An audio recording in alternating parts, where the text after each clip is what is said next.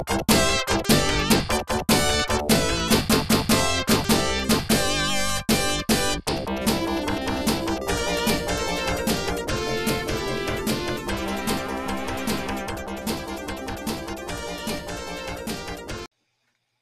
so here in the first kind of video that we're going to do here in AP Physics C with this WEP unit is we're going to look at work done by a constant force.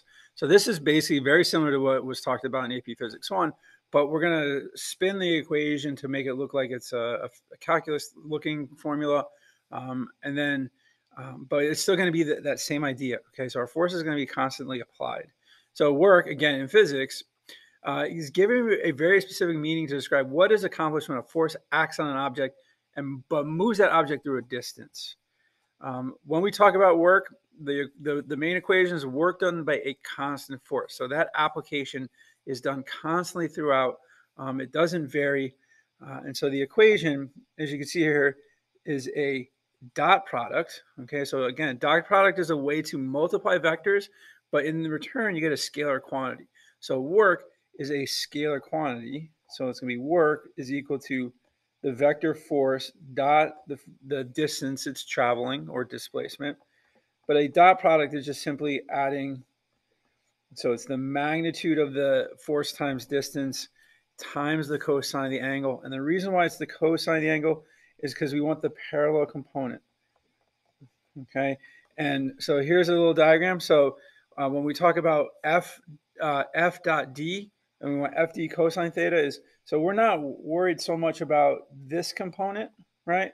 We're worried about the parallel component, which is given by this F cosine theta. And so one thing conceptually to remember about work is that for work to happen, there has to be three things, okay?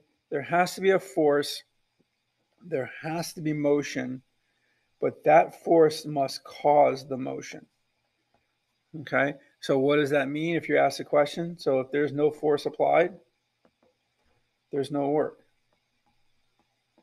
right? If there's no cause, so if your object is moving and that force is not causing any component of that motion, there's no work. And then motion, right? So if there's no motion, so if the object is physically not moving, then there's no work. Okay, so again, three things: force, cause, motion. That force has to cause that motion. So as you can see here in the diagram, this person is pulling horizontally, so all the work is done horizontally. There is no work, right, done vertically, because none of the forces in the vertical are causing that motion. Okay, so let's see how this works. So we have a person pulling a crate, right, along at a constant force of 100 newtons, which acts at a 37-degree angle, as you see in the figure. The floor is rough and exerts a friction force of 50 newtons. So we're going to determine the work done by each force acting on the crate and then the net work done on the crate. So easy way to start this process is to draw a free body diagram. You can kind of see it here, right? But that just helps us identify the forces that are acting. So as normal, we have the normal force, we have up, the weight down. We've got this applied force at an angle, and then we have friction. Okay, so we know the motion is horizontal, so the work done by the normal force equals the work done by the force of gravity, which is 0 Newton meters, but a Newton meter is a joule. Okay, because we'll get into that later in the unit. We talk about, you know, how work and energy are tied together. Okay, so that's the first part of this question. Now we need to figure out the work done by the applied force, right? And so again, we're going to use F dot D, or simply FD cosine theta.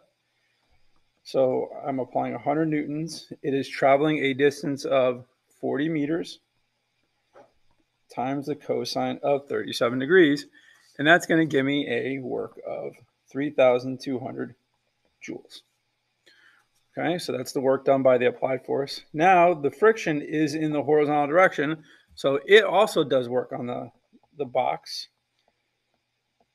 And yes, the friction is causing motion, right? It's just causing a slowdown in the motion, because if we were just pulling with no friction, we would be able to pull faster, right, or with a greater acceleration, but friction is slowing down the motion. So again, we're going to do Ft cosine theta. Now, interesting, the angle that friction acts, you can see it's, if my motion is going, in this case, to the right, friction acts to the left, and so that means it's a 180-degree angle, okay? And so it applies 50 newtons for 40 meters, right? Cosine of 180. Well, the cosine of 180 is just -1. So whatever we get here, it's going to be a negative number. Okay, so friction is going to do negative 2,000 joules worth of work on the box, right? So this is part A, and then part B is what is the net work done?